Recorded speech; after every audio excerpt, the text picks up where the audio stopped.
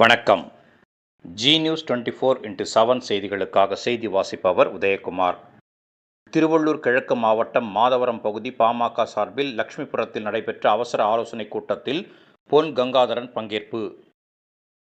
திருவள்ளூர் கிழக்கு மாவட்டம் மாதவரம் மேற்கு மற்றும் கிழக்கு பகுதி பாமக சார்பில் லட்சுமிபுரம், கல்பாளையம், பாரதியார் தெருவில் உள்ள ஏழுமலை நாயக்கர் திருமண மண்டப வளாகத்தில் அவசர ஆலோசனைக் கூட்டம் நடைபெற்றது. இக்கூட்டத்திற்கு மாதவரம் மேற்கு பகுதி செயலாளர் ராஜேந்திரன், கிழக்கு பகுதி செயலாளர் பாஸ்கர் ஆகியோர் தலைமை தாங்கினர். மாதவரம் முன்னாள் சேர்மனும் மாவட்ட அமைப்பு செயலாளருமான சண்முகம், மாவட்ட துணை செயலாளர் பழனி ஆகியோர் அனைவரையும் வரவேற்றனர். மாநில செயற்குழு உறுப்பினர் லிங்கமூர்த்தி, மாவட்ட துணைத் தலைவர் மோகன், மாதவரம் மேற்கு பகுதி தலைவர் சந்திரசேகர், மாதவரம் கிழக்கு பகுதி தலைவர் தீனன் ஆகியோர் முன்னிலை வகித்தனர். இதில் மாநில இளைஞர் அணி செயலாளர் பொன் கங்காதரன், திருவள்ளூர் கிழக்கு மாவட்ட செயலாளர் இரா சிவபிரகாசம், திருவள்ளூர் கிழக்கு மாவட்டம் தலைவர் PS சபாபதி, முன்னாள் மாவட்ட செயலாளர் ஞானப்பிரகாசம், வன்னியர் சங்க மாவட்ட செயலாளர் ஆனந்தன், வன்னியர் சங்க மாவட்ட தலைவர் டில்லி நாயக்கர் ஆகியோர் கலந்து கொண்டு சிறப்புரையாற்றி பேசினர். இந்த அவசர ஆலோசனைக் கூட்டத்தில் தமிழக அரசு உடனடியாக 10.5% இடஒதுக்கீடு வழங்கக் கோரி விழுப்புரத்தில் நடைபெறும் கண்டன ஆர்ப்பாட்டத்தில் தமிழகம் முழுவதும் இருந்து 2 லட்சம் பேர் கலந்து கொண்டு ஆர்ப்பாட்டத்தை வெற்றி பெற செய்ய வேண்டும்.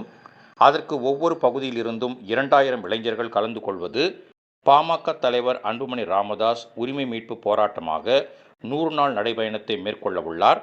இது சிறப்பாக அமைய அனைவரும் ஒத்துழைப்பது, அனைத்து சமுதாய மக்களையும் உறுப்பினராக சேர்க்க வேண்டும்.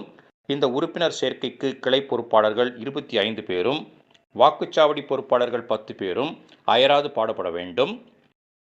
கண்டன ஆர்ப்பாட்டம் குறித்த துண்டு பிரசுரங்களை அனைத்து மக்களுக்கும் சென்றடைய விநியோகிக்க வேண்டும் என்பது உள்ளிட்ட பல்வேறு தீர்மானங்கள் ஏகமனதாக நிறைவேற்றப்பட்டது. நிகழ்ச்சியின் முடிவில் 30வது வட்ட செயலாளர் கதிர்வேல் அனைவருக்கும் நன்றி கூறினார்.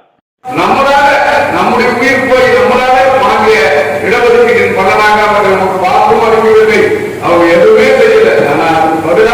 வழக்கு போட்டார்கள். இன்னைக்கு முழுக்க 10.5 எடப்பாடி அரசு கொடுத்தது ஐயாவுடைய போராட்டத்தால், அண்ணன் அன்புமணி அவர்கள் போராட்டத்தால் வாங்கிய 10.5 இன்னைக்கு திராவிட முன்னேற்ற கழகம் திட்டமிட்டு பழிவாங்கி கொண்டிருக்கிறார்கள்.